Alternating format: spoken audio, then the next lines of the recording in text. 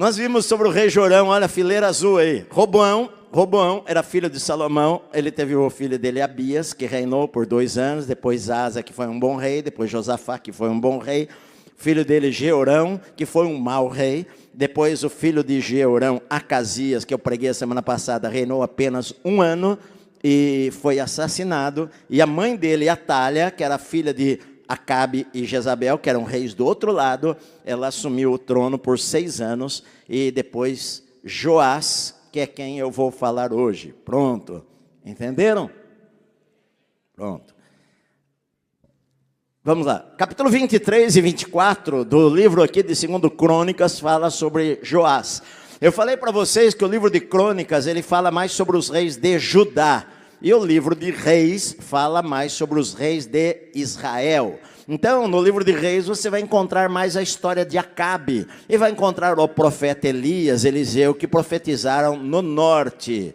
No sul, você lê muito pouco sobre os reis do sul no livro de Reis. Eles mencionam, mas não contam uma grande história. No livro de Crônicas, eles mencionam os reis de Israel, do reino do norte, mas a ênfase do escritor, que deve ter sido Esdras, a ênfase dele é mostrar sobre os reis de Judá. Por quê? Porque ele termina o livro de Crônicas falando sobre a volta do cativeiro na Babilônia, para onde Judá foi levado em cativeiro. O reino de Israel caiu em 722 a.C., através dos assírios, que invadiram Samaria, que era a capital do reino do norte, invadiu o reino do norte e levou-os embora cativos para a Síria e nunca mais voltaram. O reino do sul foi derrubado por Nabucodonosor no ano 586, a cidade de Jerusalém foi destruída, o templo destruído, foram levados para a Babilônia, ficaram cativos 70 anos lá, e depois o rei sírio, Medo-Persa, deu a ordem para voltarem para Jerusalém, e Judá voltou para Jerusalém, certo? Bom, aqui no capítulos 23 e 24 vai contar a história de Joás. Tem algumas lições interessantes para nós. A Bíblia fala que Atália, quando eu preguei a semana passada sobre o rei Acasias, que está no capítulo 22, Acasias, ele ouviu os conselhos da sua mãe, Atália, que era filha que casou com Jeorão, que era o rei de Judá. Enfim, houve uma mistura dos dois lados, e Atália era má como era sua mãe Jezabel. E quando Acasias morreu, foi assassinado depois de 1 ano estar no trono, Atália resolveu matar todos os da casa de Judá, ou todos os da casa de Davi, para que ninguém assumisse o trono. E ela então matou seus netos, matou todos, e ela subiu ao trono de Israel, achando que tinha matado todos os descendentes de Davi. E ela reinou por 6 anos em Judá, e fez o que era mal aos olhos do Senhor, porque ela era adoradora de Baal, ela desprezou o templo do Senhor, ela trouxe os sacerdotes de Baal para Jerusalém, enfim, ela fez coisas horríveis. Só que Deus tinha prometido a Davi que iria haver uma lâmpada na sua casa. E então a Bíblia diz, lá no final do capítulo 22, que Josabeate, filha do rei Jeorão, irmã do rei Acasias, ela salvou um dos filhos do rei. Ela pegou a Joás, que tinha apenas 1 ano de idade, e ela pegou a Joás e a sua babá, e levou ao templo. Ela era casada com o sumo sacerdote Joiada, ela levou o bebê ao templo, e escondeu o bebê Joás lá no templo, na casa de Deus, e o bebê ficou escondido lá por 6 anos, ficou escondido lá, sendo criado por Jeoiada, que era o sumo sacerdote. Olha só, este menino, o seu pai havia sido assassinado, e a sua mãe não fala mais nada dela aqui, vai falar no capítulo 24, mas ele foi criado como se ele tivesse sido morto. A rainha Atália achava que havia matado todos os descendentes de Davi, mas Deus preservou a Joás. Por quê? Porque através da linhagem de Davi iria vir o Messias.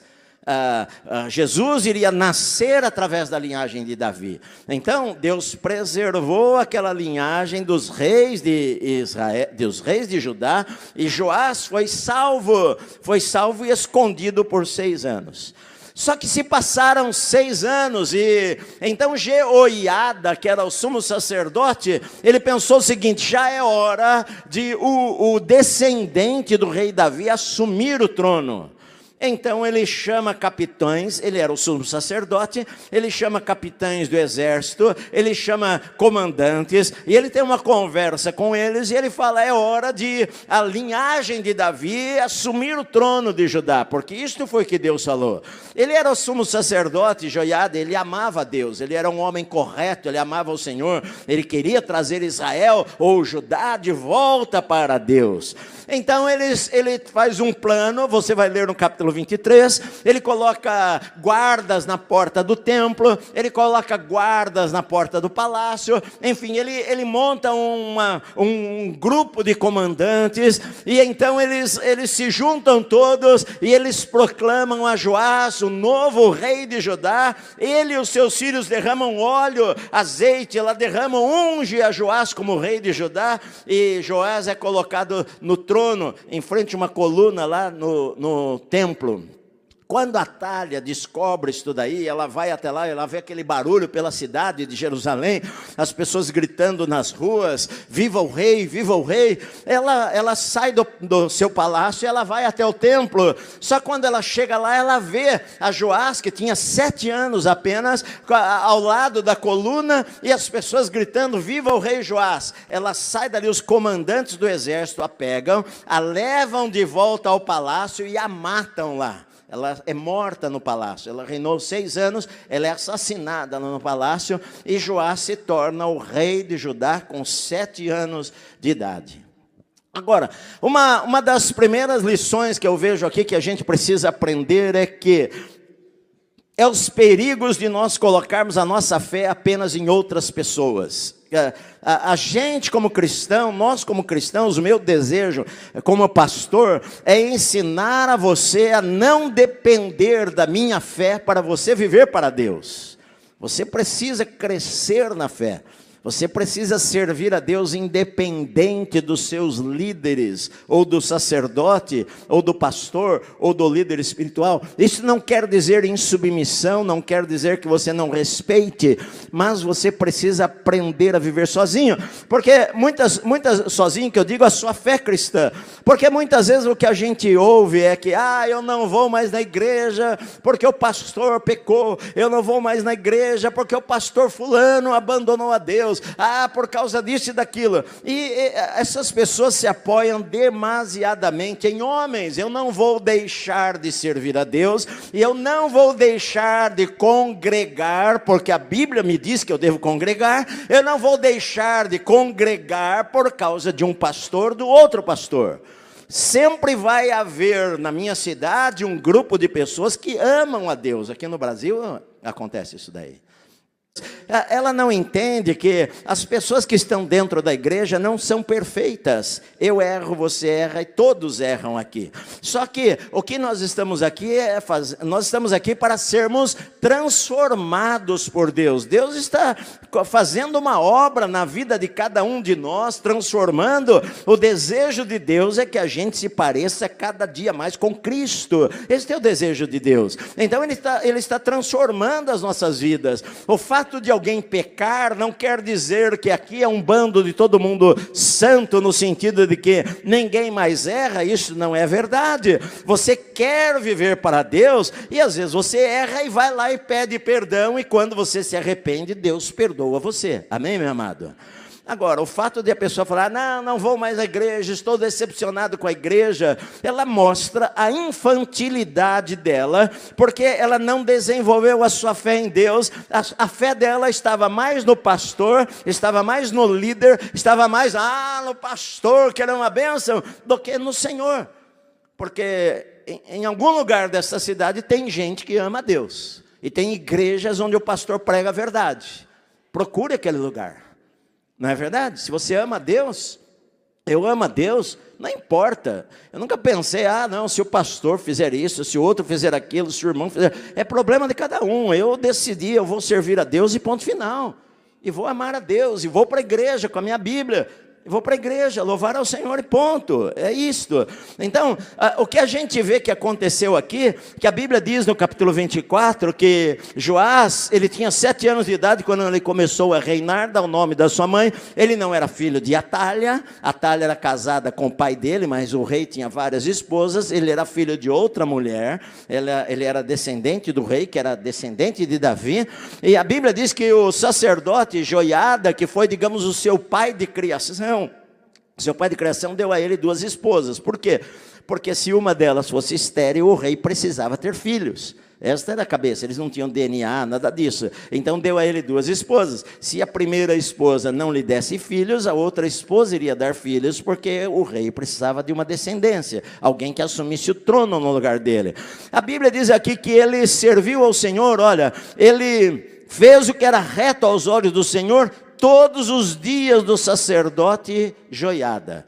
Ele fez o que era reto aos olhos do Senhor todos os dias do sacerdote Joiada. E aí que eu disse para você, porque quando ele serviu a Deus, ele serviu debaixo acompanhado do sacerdote Joiada. Ele tinha 7 anos, ele reinou 40 anos, ou seja, ele morreu com 47 anos, ele reinou 40 anos, e durante 30 anos do seu reinado, o sacerdote Joiada foi o seu líder espiritual, e o ensinou a andar com Deus, ensinou a fazer as coisas corretas. Mas, quando o sacerdote morreu, pronto, o rei desviou. O sacerdote morreu, o rei abandonou a Deus e abandonou a casa de Deus. Isso que eu estou dizendo. Tem pessoas que vivem debaixo da cobertura de outro a vida inteira. Se o outro não tiver, pronto. Agora não sirvo mais a Deus, agora não vou mais para a igreja, é um bando de hipócritas. E aí começaram a arrumar um monte de desculpa porque ele não quer ir para a igreja. Você está me ouvindo, meu amado? Esse é o problema. Esse é o real problema. Porque se eu sou crente, eu amo a Deus, meu irmão. Pode todo mundo aqui, os pastores, todos eles não servirem a Deus. Eu vou achar um grupinho de irmão que ama o Senhor e serve a Deus e lê a Bíblia e ora e serve ao Senhor de coração e ponto, é isso. Eu não vou ficar na minha casa assistindo televisão, assistindo novela. Eu vou procurar um grupo de irmãos que amem ao Senhor também. Então, olha só, quando ele assumiu o trono, o sacerdote Joiada começou a orientá-lo, ele fez coisas boas. A Bíblia diz aqui que ele, versículo 4, depois disso, Joás decidiu restaurar a casa do Senhor. Se diz que ele decidiu restaurar a casa do Senhor, a gente já entende que ele já não tinha mais 7 anos. Ele estava crescendo já, talvez ele já era adolescente. Ele resolveu restaurar o templo. Por quê? Porque a Atália, a rainha anterior, com os seus filhos, arruinaram o templo, abandonaram o templo. Eles pegavam o dinheiro que vinha, eles faziam para as coisas de Baal e não ao templo ao Senhor. Então ele resolveu restaurar o templo do Senhor, restaurar o lugar onde as pessoas iam para adorar a Deus. Ele falou, não é certo a casa de Deus estar nessa situação. Então ele convocou os levitas, convocou os sacerdotes, ele falou, olha, vão por todo Judá, vão por Jerusalém e conclame as pessoas a trazer o imposto que Moisés havia colocado, porque Moisés havia colocado há mais de 600, 700 anos atrás, que todo judeu acima de 20 anos deveria dar um imposto que era 2 dracmas para o templo. Esta era a ordem para manter o templo. Então milhões de judeus faziam isto todos os anos.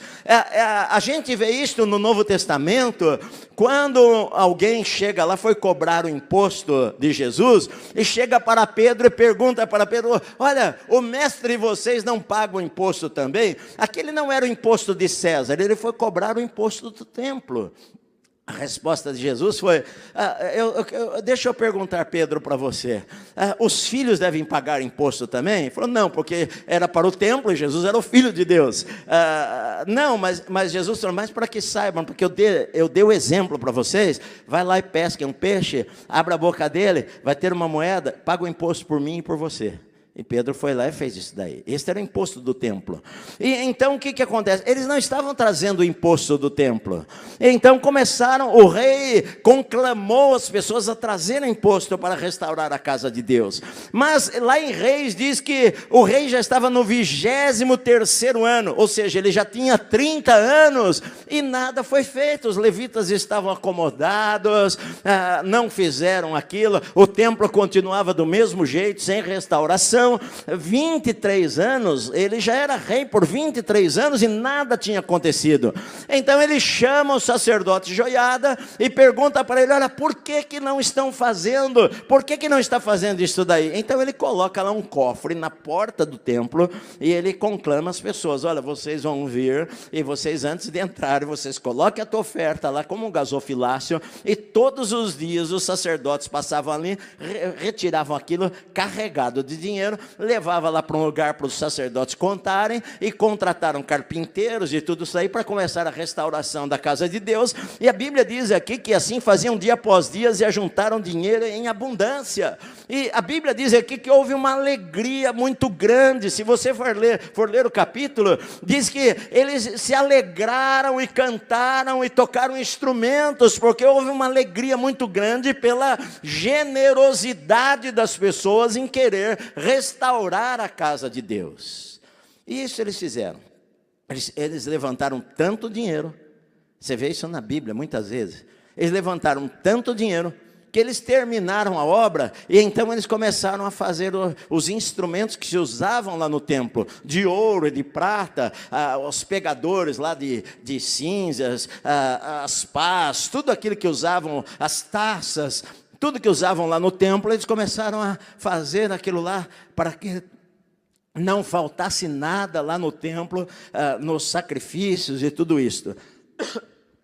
Foi restaurado o holocausto, todos os dias começaram a oferecer o holocausto a Deus, e tudo estava bem, e tudo estava seguro, e Israel prosperava. E você não vê Judá, quando eu falo Israel, estou falando de Judá, e você não vê até esse tempo nenhuma guerra. O rei tinha mais de 30 anos, e tinha mais de 23, 25 anos reinando, e não houve nenhuma guerra contra Judá.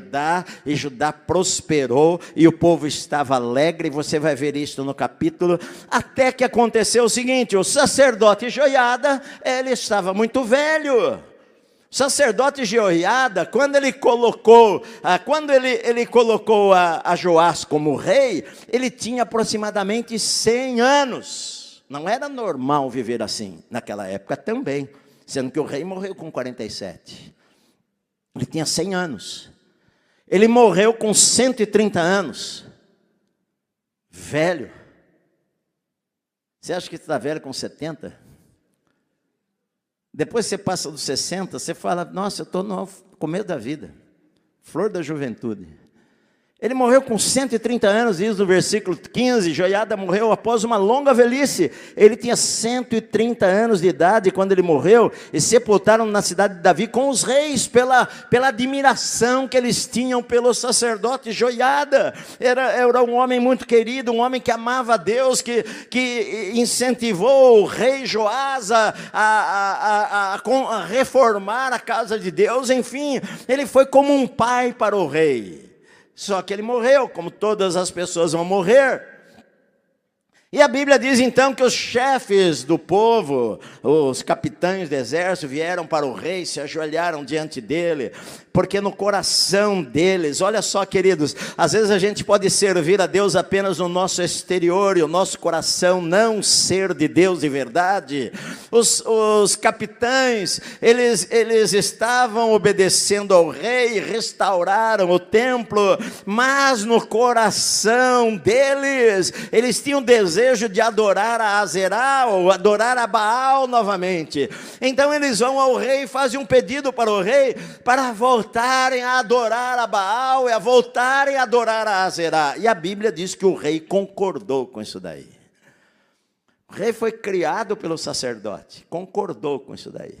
Então a Bíblia diz que eles abandonaram a casa do Senhor, abandonaram a casa de Deus.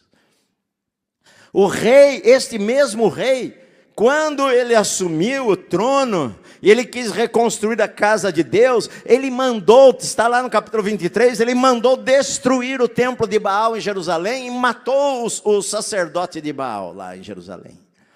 E agora ele volta atrás, porque o seu líder espiritual já está morto, e ele resolve agora voltar e deixar que houvesse adoração a Baal lá na cidade de Jerusalém.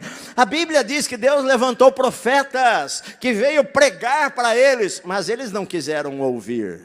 Então o Espírito do Senhor, o Espírito de Deus entrou em Zacarias, o filho do sumo sacerdote Joiada, e ele disse o seguinte: porque vocês estão transgredindo o mandamento do Senhor, vocês não vão prosperar, por terem abandonado o Senhor, também Deus, o Senhor, vai abandonar vocês. Que palavra dura. Agora, quando a gente ouve a palavra de Deus, a gente tem duas opções. Ele poderia, puxa, é verdade, não está certo o que nós estamos fazendo. Poderia se arrepender, mas não se arrependeu. A Bíblia diz, eles não quiseram ouvir. E quando Zacarias pregou isso aí, que não é aquele profeta Zacarias lá que escreveu o livro, esse Zacarias é o filho do sacerdote Joiada, que era sacerdote também, e repreende o rei. Sabe o que o rei fez? Mandou matar a Zacarias. E a Zacarias foi apedrejado lá dentro do templo. E morreu lá. E a Bíblia diz que antes dele morrer, ele falou: o Senhor está vendo, o Senhor verá isto e retribuirá. O Senhor verá e retribuirá. Isto foi uma história tão impactante que Jesus cita essa história. Em Lucas 11, quando Jesus está falando com os fariseus, ele diz assim: vocês que matam os profetas, vocês que edificam os seus túmulos, são iguais aos seus pais, porque o sangue deles vai ser pedido em conta, desde Adão, desde Abel, até Zacarias, que foi morto entre o altar e o santuário. Jesus menciona Zacarias, que ia ser pedido contas para as pessoas. Tem pessoas que falam de Jesus que eu ouvi alguém falando o seguinte: o Jesus que eu conheço é só de amor. Não, Jesus falou sobre dar contas também. Vai pedir contas, ele falou. Vai pedir contas, Deus vai pedir contas a vocês. E o próprio sacerdote, antes de ele morrer, ele falou assim: o Senhor verá, o Senhor está vendo, o Senhor vê tudo. O Senhor vê o que cada um de nós faz em secreto, o Senhor verá isto daí, e o Senhor retribuirá, meu amado, porque aquilo que nós semeamos, nós colhemos, não é verdade? A Bíblia diz: vocês semeiam ventos, vão colher tempestades. É isto. Vocês abandonaram a Deus, Deus vai abandonar vocês também, vai deixar vocês seguirem os seus caminhos e fazendo o que vocês acharem que devem fazer. É a escolha de vocês. Deus não obriga ninguém a nada. O que acontece? A ira de Deus veio, juízo de Deus veio.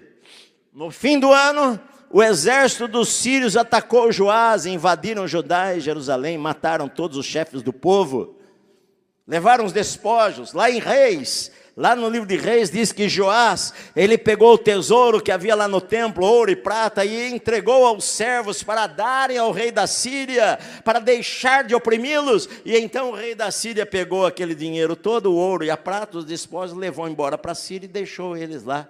Matou os comandantes, deixou Joás ferido, gravemente ferido. Joás estava lá no palácio para se recuperar. 2 dos seus servos, por causa que Joás havia mandado apedrejar o sacerdote e mataram, 2 dos seus servos, a espada, matam Joás na sua própria cama. E ele é enterrado sem honras. Enterrado sem honras. Não no túmulo dos reis de Judá. E tudo isso aconteceu, queridos, e eu vejo assim, é uma história de um começo, um bom começo e um péssimo fim. É uma história de quem começou bem e acabou mal. É uma história de quem tinha tudo para dar certo, mas terminou a sua vida assassinado. Um rei morreu assassinado, porque desobedeceu a Deus, porque abandonou a Deus. E o juízo de Deus veio sobre Judá. Veio sobre Judá. E eu quero tirar algumas lições aqui desse texto para nós, para mim e para você. A primeira delas que eu já falei para você no começo. Não dependa da tua fé em outra pessoa. Tem um momento da sua vida que você precisa decidir que eu vou servir a Deus independente de qualquer outra pessoa. Se o meu pastor morrer, eu vou servir a Deus. Se o meu pastor se desviar dos caminhos de Deus, eu vou servir a Deus. Se o meu pastor fracassar, eu vou servir a Deus. Se o líder da minha igreja fracassar, eu vou servir a Deus. Porque eu não estou dependendo da tua fé para servir a Deus. Tem um momento na minha vida que eu preciso viver pela minha própria fé. Você precisa deixar de ser criança e de pastor ficar colocando o TT na sua boca a vida inteira. Tem igrejas que vivem de TT. Sabe o que é TT? Vidrão. A minha neta que me zoa, Cacá, ela dá risada, porque eu falo que quando o vovô era criança, o meu pai dava uma mamadeira de vidro para mim.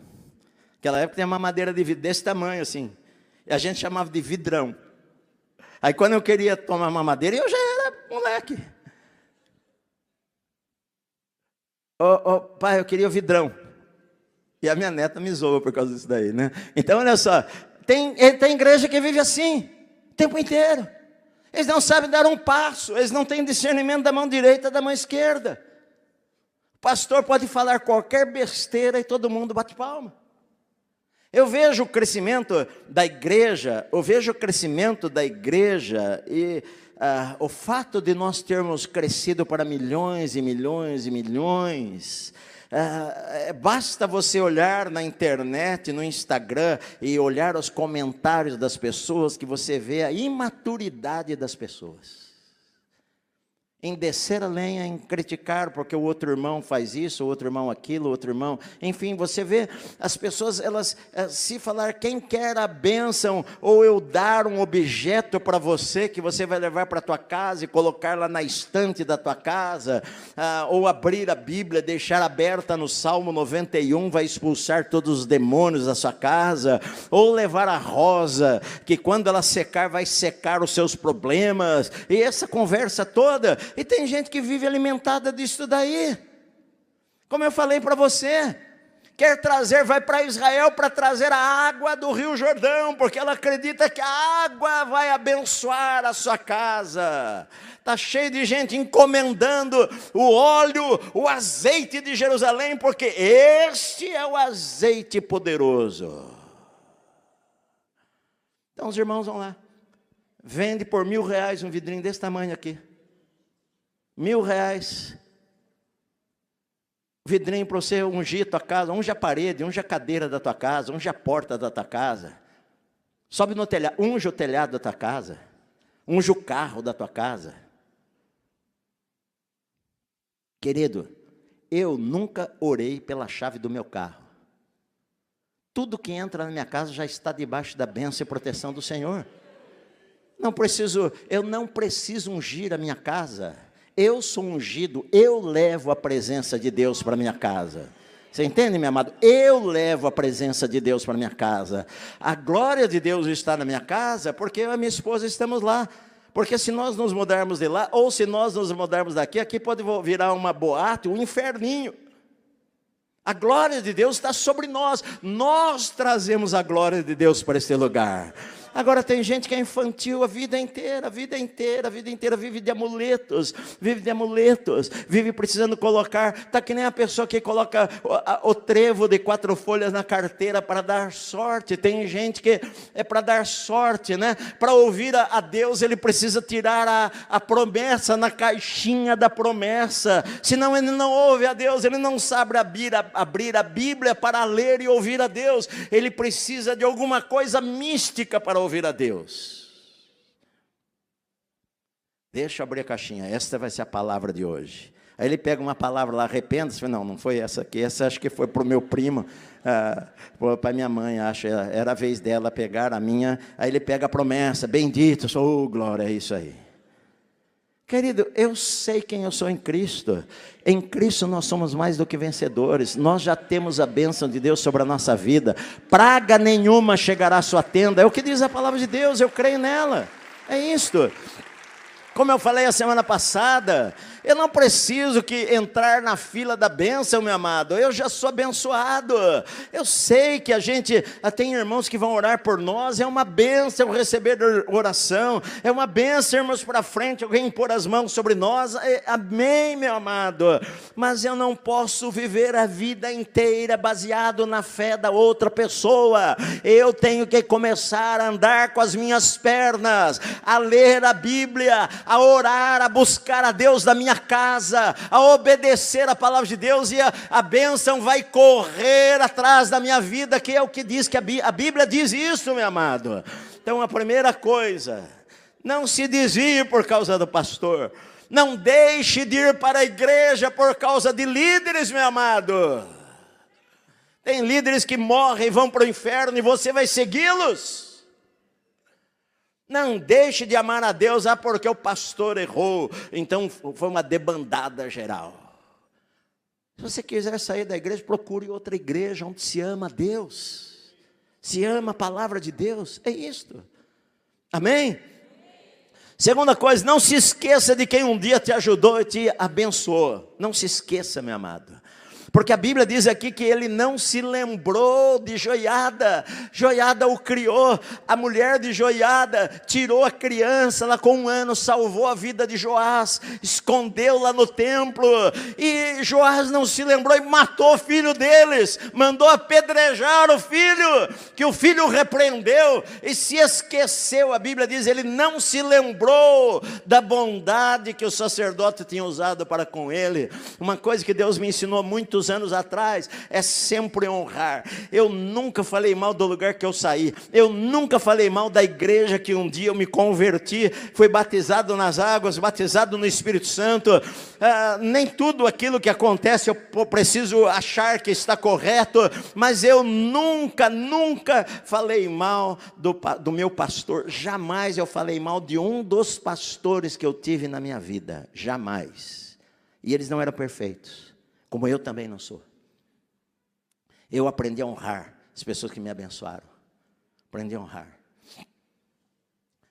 Honrar meus professores na escola bíblica, os americanos que depositaram tantas coisas na minha vida. Trouxe os únicos 2 que restavam de americanos que foram meus professores. Trouxe os dos Estados Unidos para ensinar aqui na nossa escola aqui. Eles ficaram numa alegria imensa. Ele com Alzheimer, com mal de Parkinson,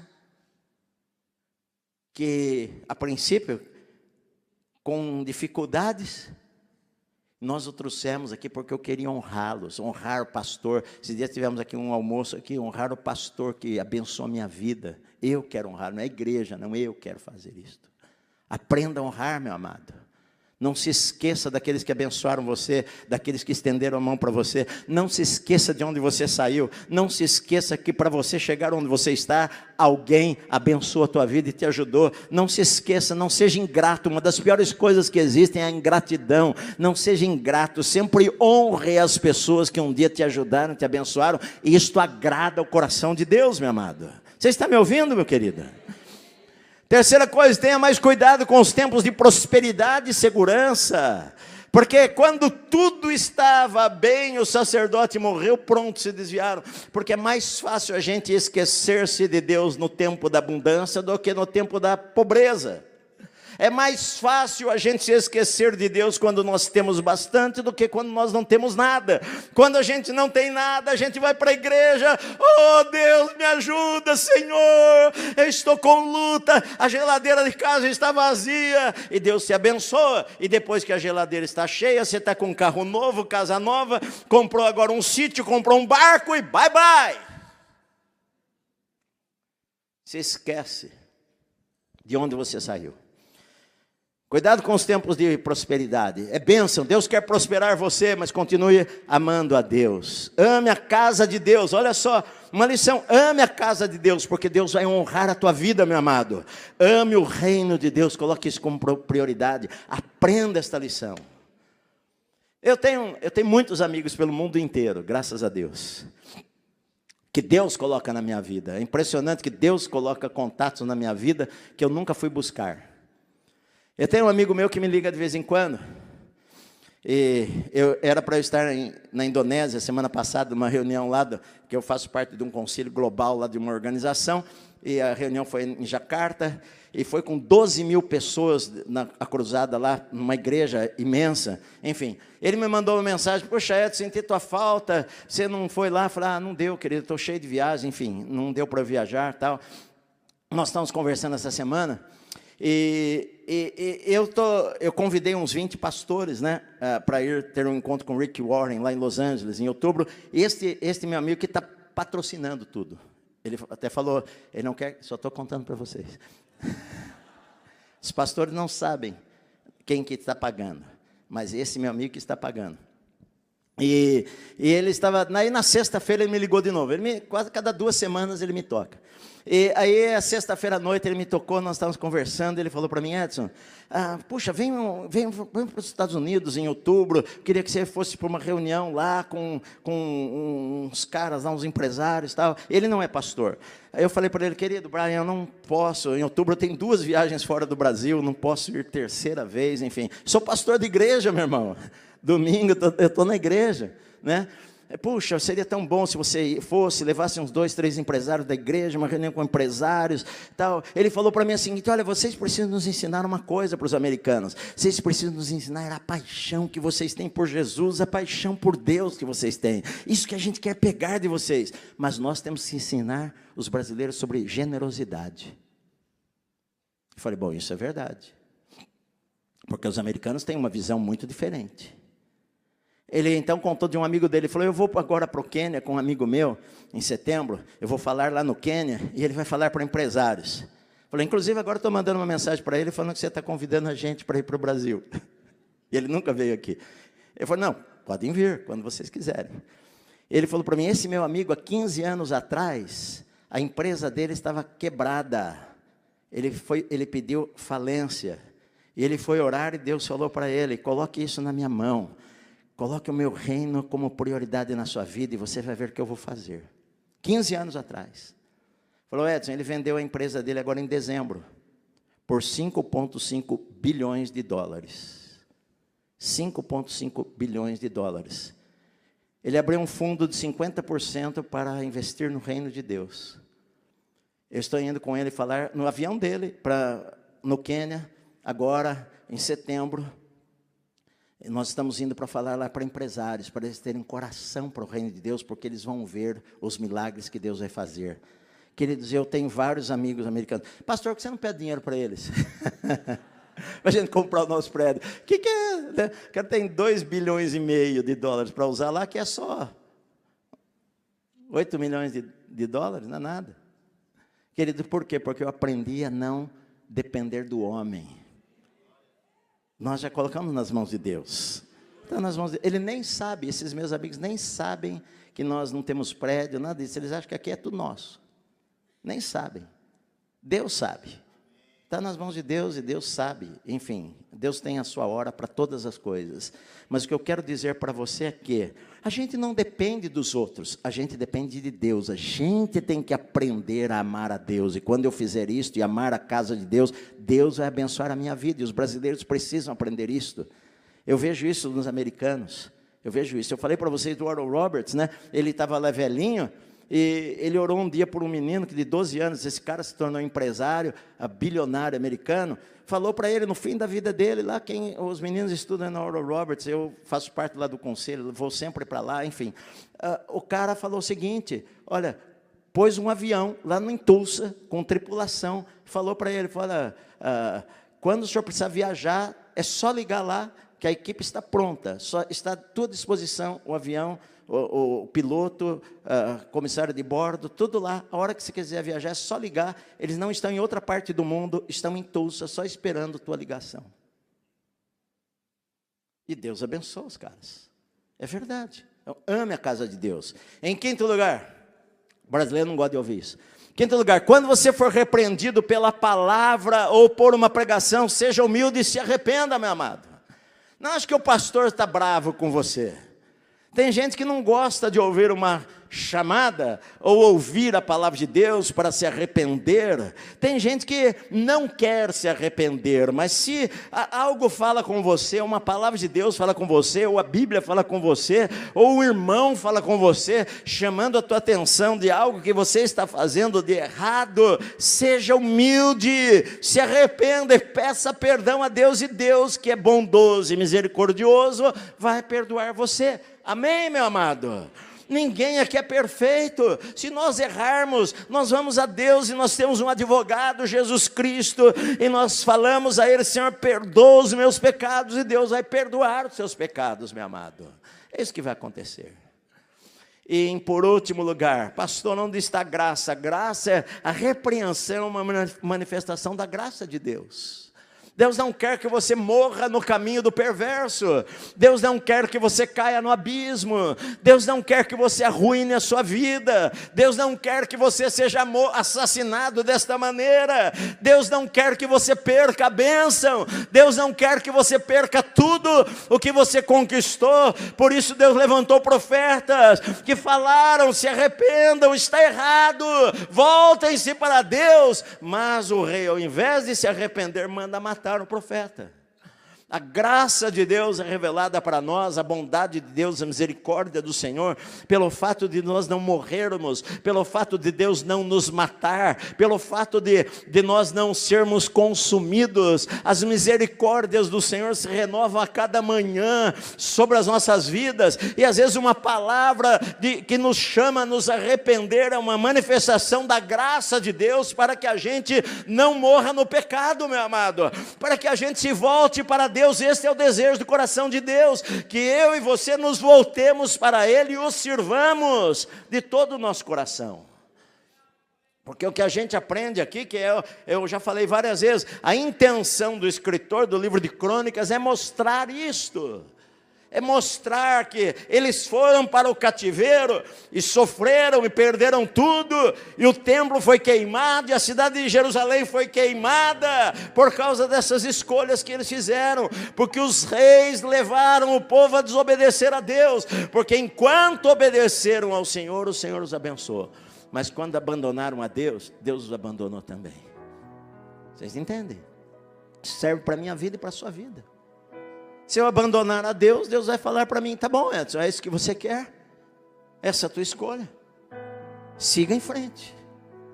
Deus não vai mandar um raio cair na rua, na minha frente, para me impedir. Deus simplesmente nos deixa.